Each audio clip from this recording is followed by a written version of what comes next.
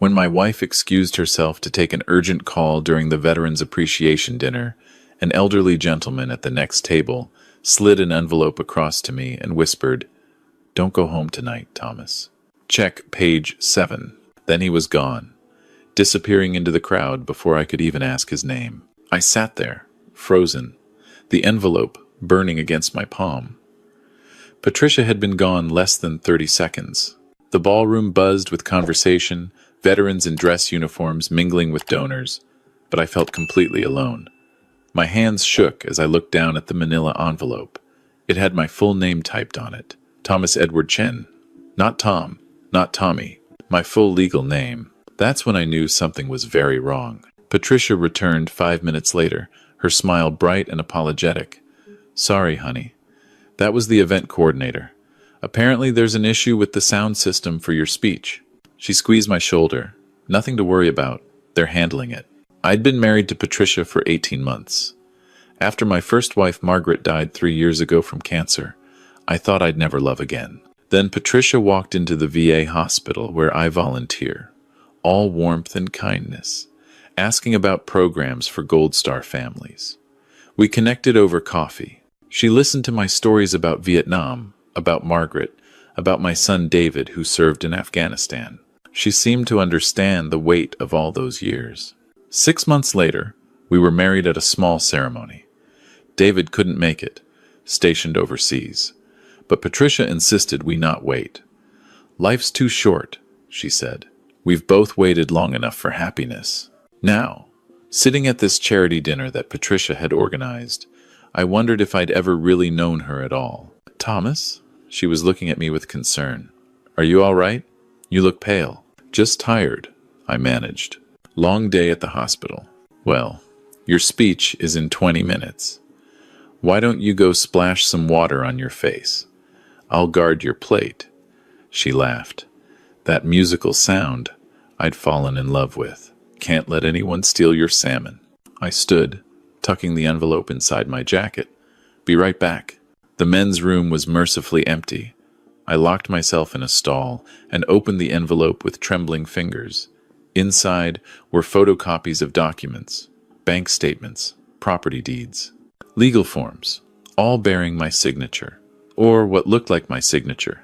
The first page showed a transfer of $200,000 from my personal account to something called Heroes Haven Foundation.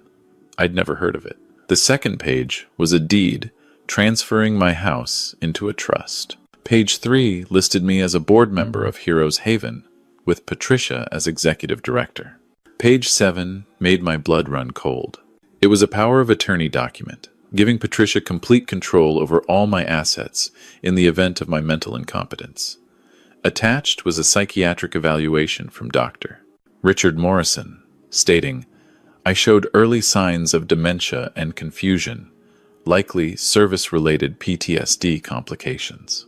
The evaluation was dated 2 weeks ago. I'd never met Dr. Richard Morrison. I'd never had a psychiatric evaluation. But there was my signature at the bottom, right above the notary seal. I had to grip the stall wall to keep from falling. This couldn't be real. Patricia wouldn't do this. We were married. We were in love. She'd held me through nightmares, listened to me cry about Margaret, supported my work with young veterans. Hadn't she? My phone buzzed. A text from Patricia. "Everything okay, honey? People are asking about you." I forced myself to breathe. "Think, Thomas. You're 70 years old, but you commanded troops under fire. You survived Vietnam, cancer scares, losing the love of your life. You can handle this." But could I? Because unlike enemy fire, this was coming from inside my own home, from the woman who shared my bed. I splashed water on my face and stared at my reflection. Gray hair, weathered face, but my eyes were still sharp. The doctors had given me a clean bill of health at my last physical 3 months ago. No dementia. No confusion. I was sharper than most men half my age. So why did these documents say otherwise? I returned to the ballroom, tucking the envelope back into my jacket. Patricia was chatting with a couple at our table, her hand resting on my empty chair. When she saw me, her face lit up with that smile I'd trusted completely. "There you are. Thomas, this is Dr. Morrison and his wife, Emily. Richard's been doing wonderful work with our foundation. Dr. Morrison stood, extending his hand. He was younger than I expected, maybe 50, with perfectly styled silver hair and an expensive suit. Mr. Chen, such an honor. Patricia speaks so highly of your service. I shook his hand, my grip firm enough to make him wince slightly. Funny, doctor. I don't recall us ever meeting, yet I seem to have some medical records with your name on them. The temperature at the table dropped 10 degrees. Patricia's smile faltered for just a second before returning, tighter now. Thomas, what are you talking about? I'm talking about a psychiatric evaluation I never had. I kept my voice low, controlled. For a condition I don't have, signed by a doctor I've never met. Dr. Morrison's wife suddenly remembered she needed to check on something. She vanished into the crowd. The doctor himself stayed, but his friendly demeanor had shifted. Mr. Chen, perhaps we should discuss this privately. I think we're done here, Richard. Patricia's voice had changed too. The warmth was gone, replaced by something harder. Thank you for coming. He left. Patricia turned to me, and for the first time since I'd known her, I saw calculation in her eyes instead of love. Where did you get those documents? Does it matter? Yes. She leaned closer, still smiling for anyone watching, but her words were ice. It matters very much, Thomas. Because whoever gave them to you just made a very serious mistake. The only mistake was thinking I wouldn't notice you stealing everything I have. Stealing? She laughed softly. Thomas, you signed those documents yourself. You just don't remember. That's the tragedy of your condition. The good days make you think you're fine, but the confusion always comes back. Dr. Morrison has been treating you for months. I've never been to his office. Yes, you have. 3 times. You just don't remember. She patted my hand, a gesture I'd once found comforting but now felt threatening. It's getting worse, honey. That's why we need the power of attorney. To protect you. To make sure you're cared for when what? When you have me declared incompetent and lock me away? Her expression didn't change, but something flickered in her eyes. Let's not make a scene. You have a speech to give. All these people are counting on you. I stood, my chair scraping loud enough to draw looks. I'm not giving any speech. And I'm not going home with you tonight. Thomas, we're done, Patricia. Whatever this is, whatever you've planned, it's over. I walked away, my heart pounding so hard I thought it might burst. Behind me, I heard Patricia making excuses to the nearby tables. He's not feeling well. Veteran issues, you understand. So brave, but the toll it takes. I pushed through the ballroom doors and into the hotel corridor. My legs were shaking. Where could I go? Not home. She'd said not to go home. The stranger had warned me. But where? David was overseas.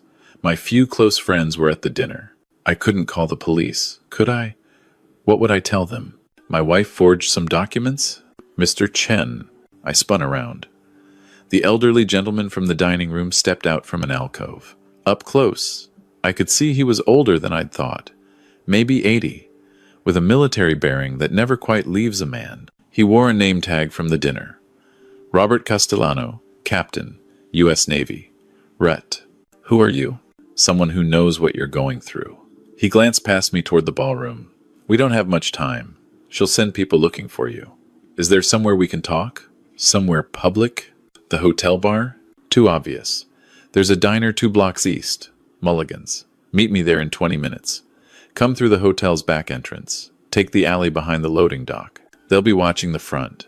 They? But he was already walking away, moving surprisingly fast for a man his age. I stood there for a moment, trying to process. This felt insane, paranoid. But the documents in my jacket were real. Patricia's reaction was real. And something about Robert Castellano's eyes, the way he'd assessed the situation, told me he was telling the truth. I went to the elevator, rode down to the parking level, and found my car. As I drove out, I saw 2 men in suits stationed at the hotel's front entrance. They weren't hotel security. I recognized their type from my military days. Hired muscle, trying to look professional. I took the back route Robert had suggested, parked 3 blocks away, and walked to Mulligan's through the rain that had started falling. The diner was old school, chrome and vinyl, half empty on a Tuesday night. Robert was in a back booth, 2 coffees, already waiting. "You came?" he said as I slid in across from him. "Good. Some men, after what you just went through, they go home anyway. Try to convince themselves it's all a misunderstanding. How did you know about the documents?" "Because I have a set too." He pulled out his own envelope. Different names, different amounts, but same scam. Patricia Chen, formerly Patricia Sullivan, formerly Patricia Hart. She's been running this operation for 7 years that we know of. Maybe longer. My hands went cold. Operation? Targeting elderly veterans with money.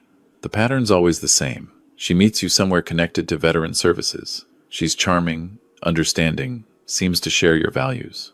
Quick courtship, quick marriage. Then, slowly, she isolates you. Suggests you cut back on activities that tire you out. Offers to handle finances so you can relax. Gets you to sign documents while distracted. The power of attorney is the final step. Once she has that, she gets her partner, Dr. Morrison, to declare you incompetent. They commit you to a facility, Heroes Haven, which they own. You disappear into their care system. They drain your accounts, sell your property, and keep you medicated enough that you can't fight back. I felt sick. How many? That we found? 12 men, all veterans, all over 65, all widowers with substantial assets and no close family watching. Robert's jaw tightened. My brother Frank was number 3. By the time I realized what was happening, she'd already moved him to the facility. I tried to get him out, but the law was on her side. She had the power of attorney, the medical evaluation, everything legal. Frank died there 6 months later. The death certificate said heart failure. But Frank's heart was fine before Patricia came into his life. My God, after Frank died, I started digging, found the other victims. Most are still alive, but they're locked away, family members shut out, assets being slowly liquidated.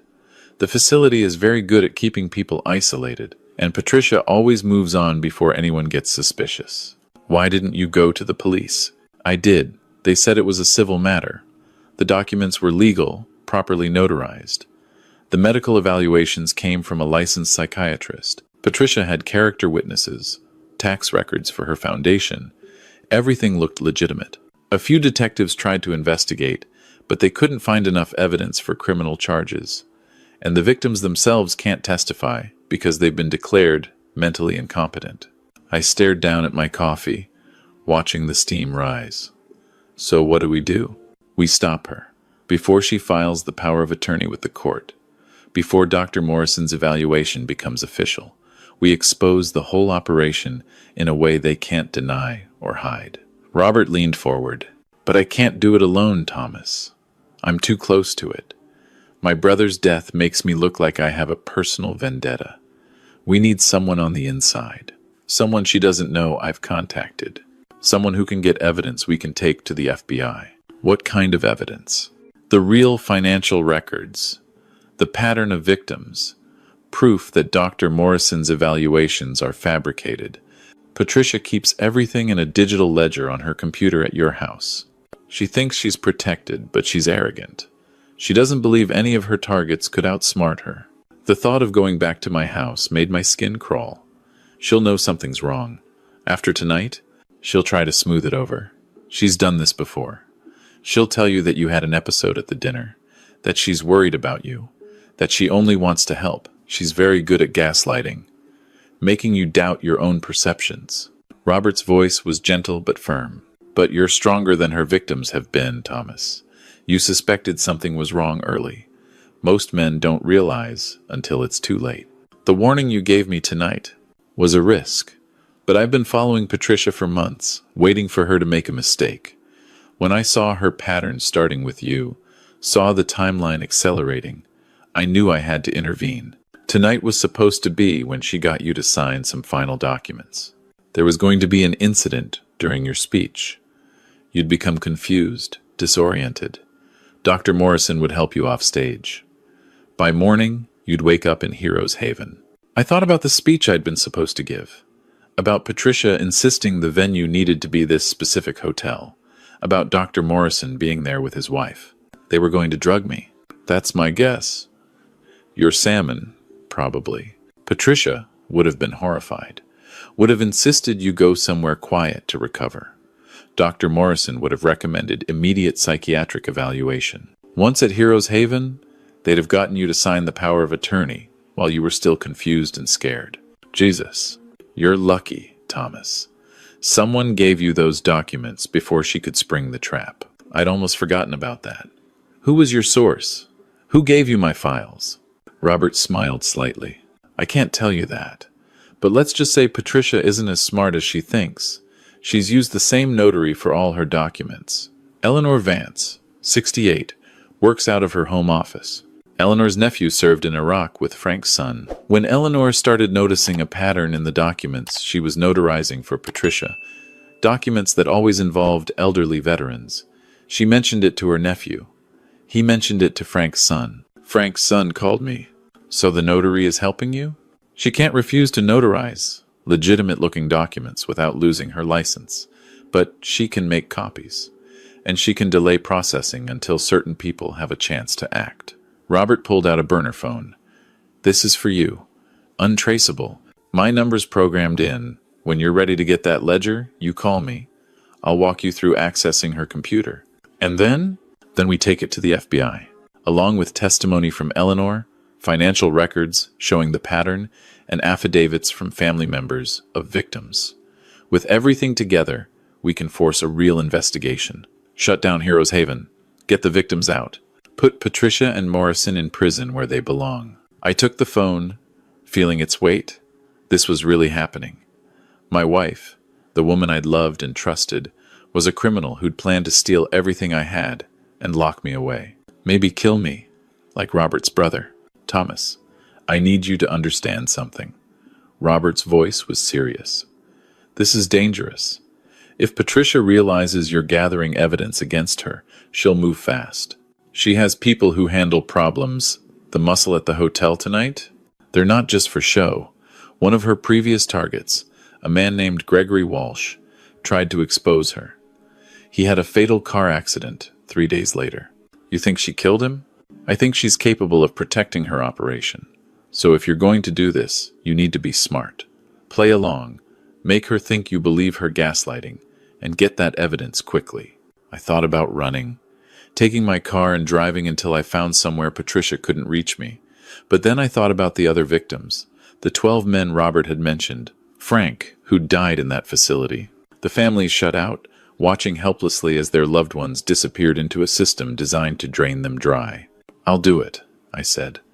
Tell me what I need to know. We spent the next hour going over details. Patricia's computer was in her home office, a room she kept locked, but I knew where she hid the key. The ledger was encrypted, but Robert had gotten the password from watching Patricia's keystrokes through Eleanor's window during one of their meetings. I'd need to copy the file to a USB drive, plus any related financial documents I could find. One more thing, Robert said as we were preparing to leave. When you go home tonight, she's going to be in full damage control mode. She'll probably have Dr. Morrison there. They'll try to make you think you imagined the whole confrontation at dinner, that you had some kind of episode. Don't argue too much. Let them think they're winning. Won't she suspect I'm faking? Maybe. But she's also convinced that her victims are too old, too confused, too trusting to fight back. Use her arrogance against her. I drove home slowly, rehearsing what I'd say. My house looked the same as when I'd left that evening. Warm lights in the windows, Patricia's car in the driveway beside mine. But now it felt like a trap. Everything about my life for the past 18 months had been a lie. Patricia met me at the door, her eyes red like she'd been crying. Thomas. Thank God. I've been so worried. I called David, but he hasn't called back yet, and Dr. Morrison said, I'm sorry. The words tasted like ash. I don't know what happened tonight. I got confused, paranoid. The stress of the speech. Maybe. She pulled me into a hug, and I forced myself not to recoil. Oh, honey, it's okay. It's not your fault. This is what Dr. Morrison warned us about. The confusion episodes. But we're going to get through this together. Dr. Morrison was in my living room, still in his suit from the dinner. Thomas, I'm glad you came home. Patricia was very concerned. Why don't we sit down and talk about what you're feeling? They worked on me for 2 hours. Gentle voices, patient explanations, carefully constructed lies about treatments I'd supposedly received, medications I'd supposedly been prescribed. They showed me documents I'd supposedly signed, photos of appointments I didn't remember. Patricia held my hand and cried about how scary it was to watch me slip away. I played along. Confused old man, grateful for help, sorry for causing trouble, all while fury burned in my chest. Finally, they left me alone to rest. Dr. Morrison wanted me to go to Heroes Haven for observation, but I'd refused strongly enough that they'd backed off. For now, Patricia tucked me into bed like I was a child, kissed my forehead, and whispered that everything would be all right.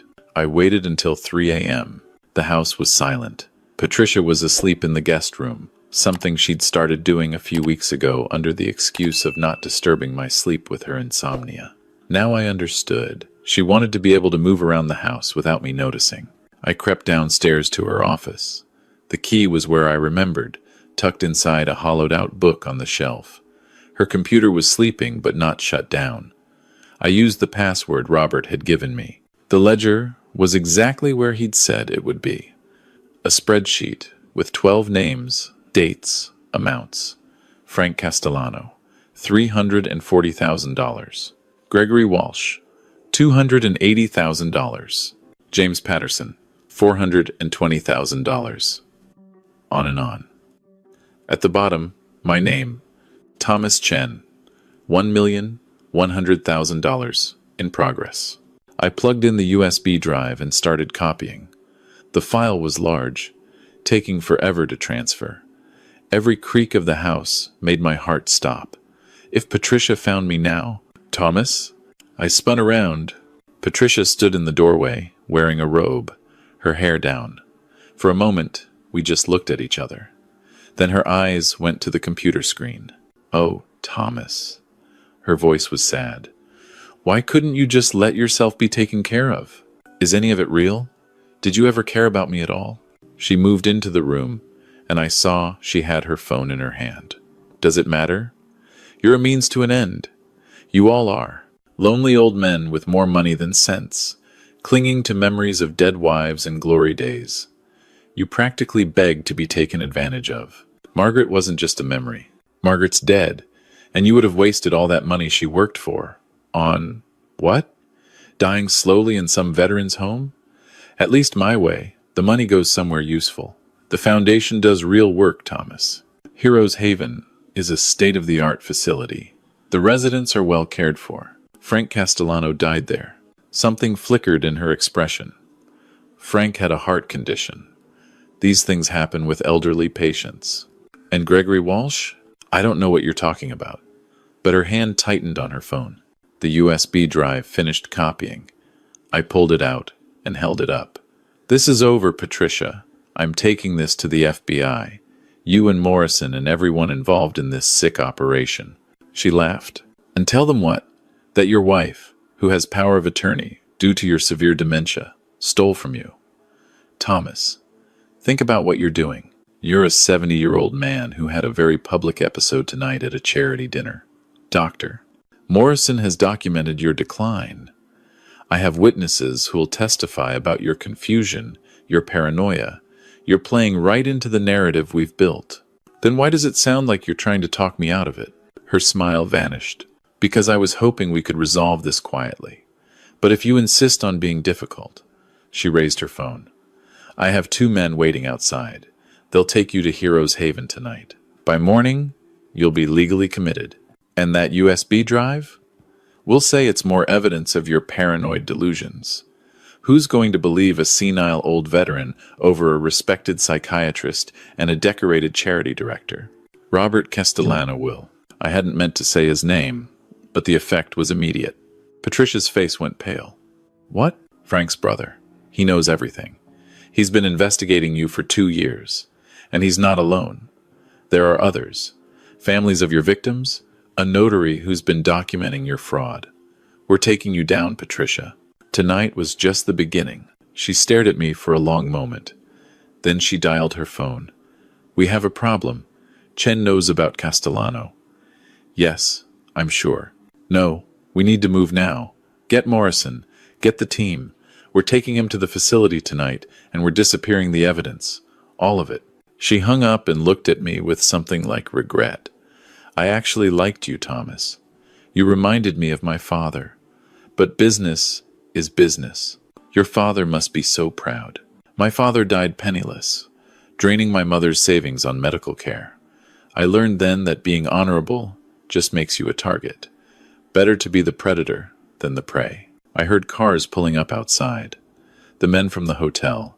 I had maybe minutes before they broke in and dragged me away. The USB drive was in my pocket, but if they searched me, they'd find it. Thomas, don't make this harder than it has to be.